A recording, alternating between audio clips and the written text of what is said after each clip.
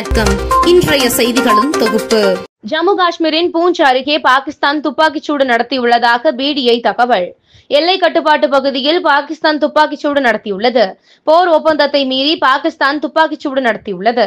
ஜம்மு காஷ்மீர் சிறப்பு அந்தஸ்து நீக்கப்பட்ட 6ஆம் ஆண்டு நிறைவு தினத்தில் பாகிஸ்தான் தாக்குதல்.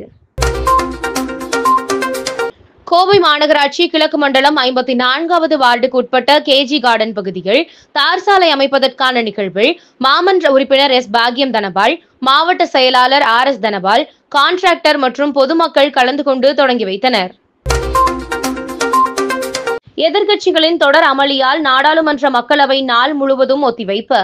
மக்களவை நாளை மீண்டும் கூடும் என அறிவிப்பு. திரைப்பட தயாரிப்பாளர் ஆகாஷ் பாஸ்கரன் மற்றும் தொழிலதிபர் விக்ரம் ரவீந்திரன் தாக்கல் செய்த வழக்கில் பதில் மனு தாக்கல் செய்யாத அமலாக்கத்துறைக்கு ₹30,000 அபராதம் விதித்தது சென்னை உயர்நீதிமன்றம். ஏற்கனவே 2 முறை அவகாசம் வழங்கிய பின்னரும் பதில் மனு தாக்கல் செய்யாதது சரியான நடவடிக்கை அல்ல என உயர்நீதிமன்ற நீதிபதிகள் தெரிவித்துள்ளனர்.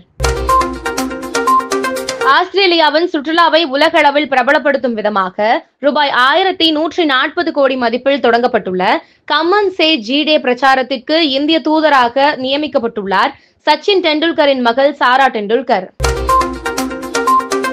UPI வரலாற்றில் புதிய உச்சமாக ஆகஸ்ட் 2 70.7 கோடி பரிமாற்றங்கள் நடந்துள்ளதாக தேசிய பேமெண்ட் கார்ப்பரேஷன் தகவல். ஜூலையில் சராசரியாக தினமும் 65 கோடி பரிமாற்றங்கள் நடந்துள்ளன.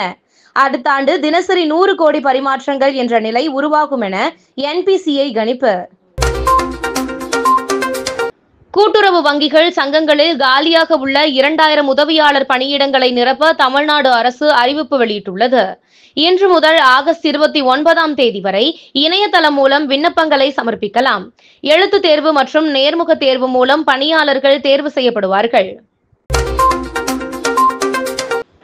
பொதுத்துறை வங்கிகளில் காலியாக உள்ள 10,277 கிளர்க் பணியிடங்களை நிரப்ப அறிவிப்பை வெளியிட்டுள்ளது IBPS. ₹24,050 முதல் ₹64,480 வரை ஊதியம் நிர்ணயம். ஏதேனும் ஒரு பாடப்பிரிவில் பட்டம் பெற்ற 20 வயது முதல் 28 வயதுக்குட்பட்டவர்கள் IBPS.in இணையதளத்தில் விண்ணப்பிக்கலாம்.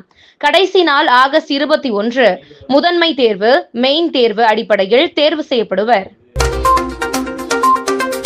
2000 டெலிவரி ஊழியர்கள் ஸ்கூட்டர் வாங்குவதற்கு தலா ₹20,000 மானியம் வழங்க ₹4 கோடி ஒதுக்கீடு செய்து அரசாணை வெளியிட்டது தமிழ்நாடு அரசு. பட்ஜெட் அறிவிப்பை செயல்படுத்தும் வகையில் நடவடிக்கை. நீலகிரி, கோவை மாவட்டத்தின் மலைப்பகுதிகளுக்கு மிக கனமழைக்கான ஆரஞ்ச் அலர்ட் எச்சரிக்கையும், தஞ்சாவூர், திருவாரூர், நாகப்பட்டினம், மயிலாடுதுறை, கடலூர், அரியலூர், கள்ளக்குறிச்சி, விழுப்புரம், திருவண்ணாமலை, செங்கல்பட்டு, காஞ்சிபுரம் மாவட்டங்களில் ஓரிரு இடங்களிலும், புதுவை மற்றும் காரைக்கால் பகுதிகளிலும் கனமழையும் பெய்ய வாய்ப்புள்ளது என சென்னை வானிலை ஆய்வு மையம் அறிவித்துள்ளது. இத்துடன் செய்திகள் நிறைவடைகிறது. மேலும் இதுபோன்ற செய்திகளுக்கு KMDK லைவ் சேனலை லைக் பண்ணுங்க, ஷேர் பண்ணுங்க, சப்ஸ்கிரைப் பண்ணுங்க.